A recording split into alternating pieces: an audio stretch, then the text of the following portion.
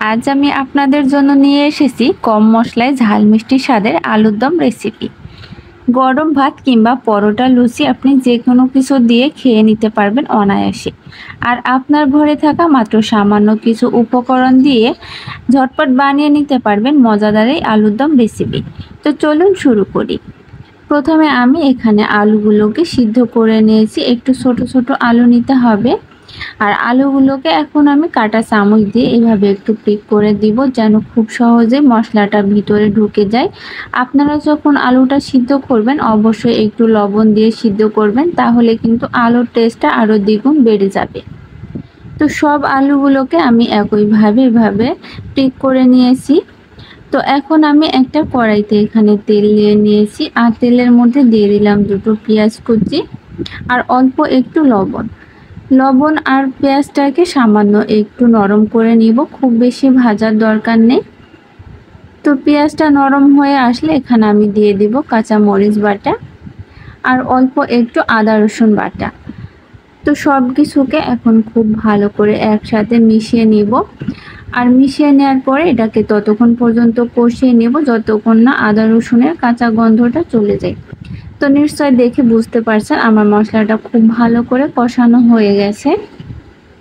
এখন আমি এখানে দুটো টমেটো বাটা দিয়ে দিলাম একটু হলুদের গুঁড়া, কালারের জন্য দিয়ে দিলাম একটু লাল মরিচের গুঁড়া আর ধনিয়া গুঁড়া। তো সব কিছু আবারও খুব ভালো করে একসাথে নেড়ে চেড়ে কষিয়ে নেব, যেন টমেটোর কাঁচা গন্ধটা না থাকে। অবশ্যই মশলাটা ভালো করে কষিয়ে নিতে হবে, না হলে কিন্তু আলুর দমের টেস্টটা একদমই ভালো আসবে না। নিশ্চয় দেখে বুঝতে পারছেন আমার মশলাটা খুব ভালো করে কষানো হয়ে গেছে।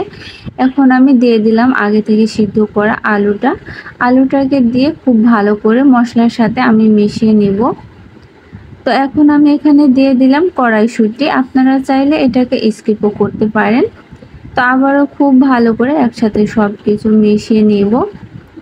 তো এই পর্যন্ত যদি আমার ভিডিওটি ভালো লেগে থাকে আমার পেজে ফলো দিয়ে আমার পাশেই থাকবেন, আর ভিডিওতে একটা লাইক দেওয়ার অনুরোধ রইল।